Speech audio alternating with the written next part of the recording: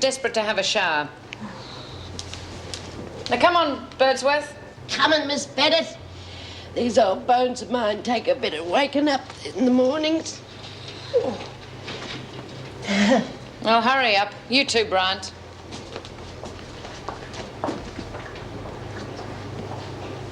Hey, listen, what did Doreen want to see the governor for? Oh, I don't know. She's got some stupid idea that she wants to get out of that factory work. Why? Fed up with it, I suppose. No other reason? Don't know. She didn't say. Never talks. Bloody mad. I'd give me right arm to get work in there.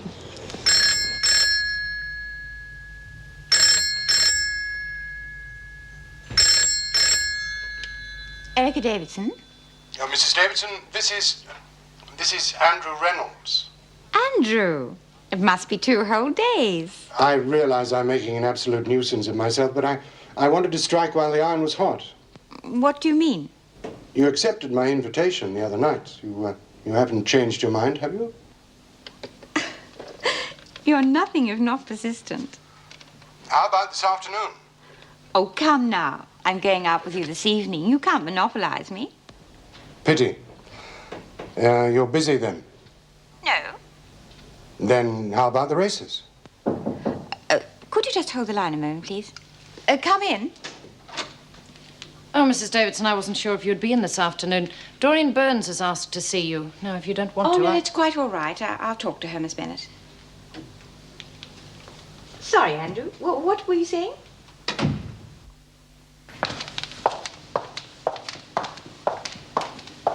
Well, no, I didn't finish the engineering course, but I... Yeah, okay, thanks. Tony, have you seen the morning pep? Oh, you've got it. Yeah, I take it you don't want the employment pages? No. Well, you're on the job nice and early.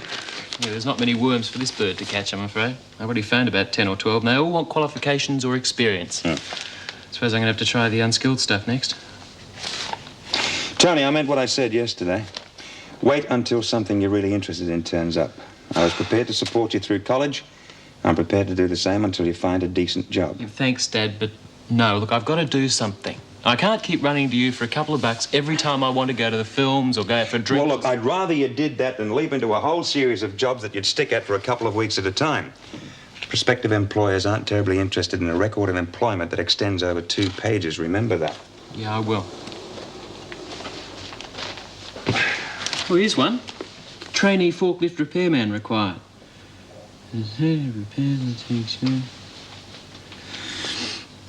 Previous experience required.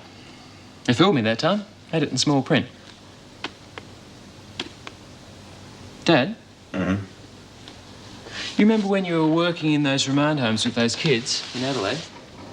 Yeah. Well, didn't you used to know a few people? I mean, you know, pull a few strings to get them jobs. Yeah, but that was Adelaide, mate, and they were mostly people I'd gone to school with or people who owed me favours. So you don't know anyone in Melbourne? I'm afraid not. Hey, wait a minute. There was a chappie I ran into a few weeks ago. Hadn't seen him for ages. He'd been transferred to Melbourne with his firm. I can't remember the name of the firm, but he invited me to spend a weekend with him at the Edith Vale Country Club in Ballarat. Ballarat's only an hour's drive away, isn't it?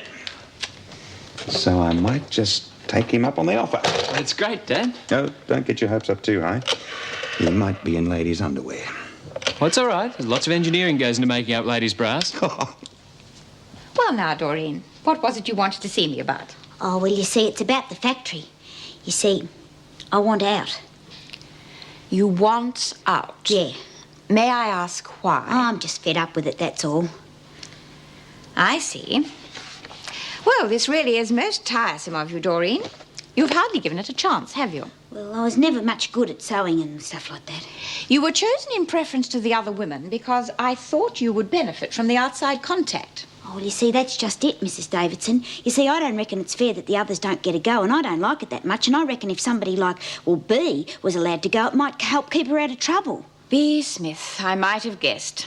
This is her idea, isn't it? Oh, no, Mrs. Davidson, she doesn't know anything about it, honest. It has all the earmarks of a Smith plot, wouldn't you say, Miss Bennett? Definitely. No, it was my idea. Well, whosever idea it was, Doreen, you can tell Smith that your request has been denied.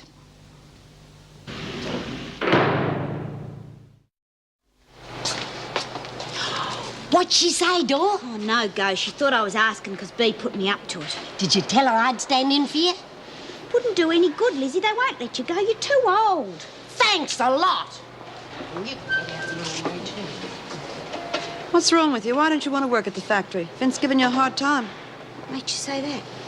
Oh, well, you seemed pretty depressed when you came out of the storeroom yesterday.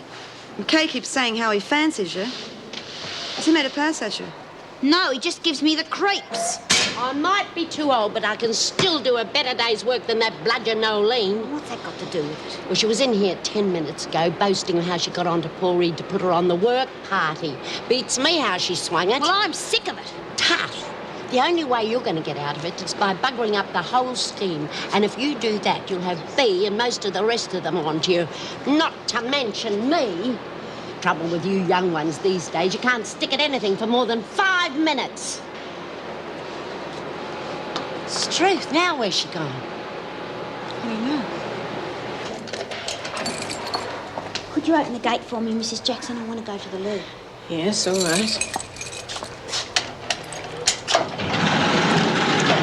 Thanks. Doreen! Doreen! What the devil are you doing? I'm sick of this place. I'm sick of its crummy rules and its crummy work projects and its crummy bloody screws. What's got into you, Doreen? But whatever it is, you can tell it to Mrs. Davidson. Now move.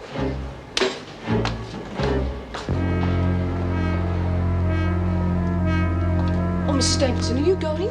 Well, I was. I've been invited to the races. Is it urgent? It's Doreen. She just went berserk in one of the cells, throwing everything everywhere for no apparent reason. Really? I think I know the reason. Whose cell was it? Phyllis Hunt's? Was there much damage? Oh, I don't think so. She just seemed more intent on messing it up. All right, Meg, I'll talk to her. Where is she now? Waiting outside your office.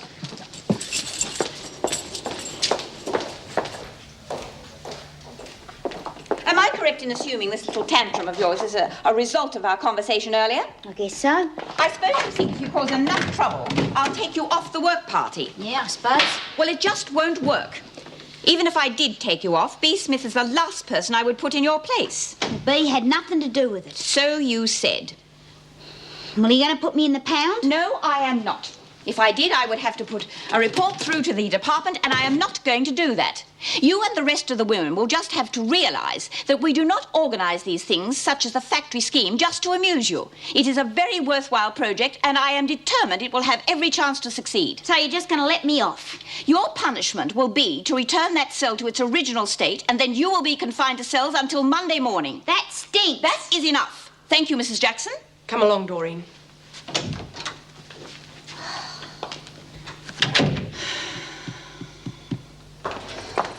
Jeez, Mrs. Jackson, a whole weekend locked up in here. Well, you've only got yourself to blame, Doreen. You're lucky you didn't get solitary. Only because the department would have stopped the factory project. It's just one big whitewash.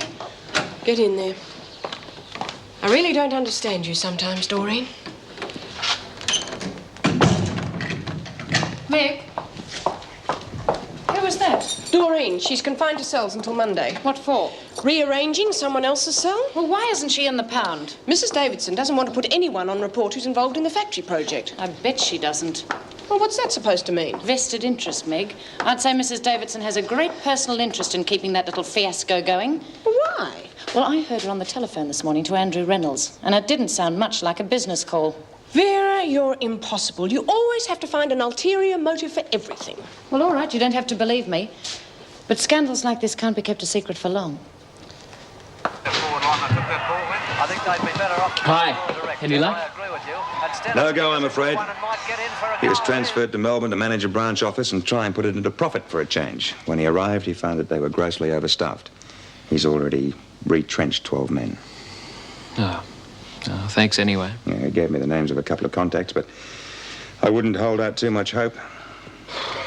A knockback at every turn. Hey, come on. It's early days yet. Yeah, sure. Well, what have you got planned for tonight? Nothing. Okay, why don't you ring up a couple of mates and go out for a drink or something? No. Look, I've got some cash if that's all that's worrying.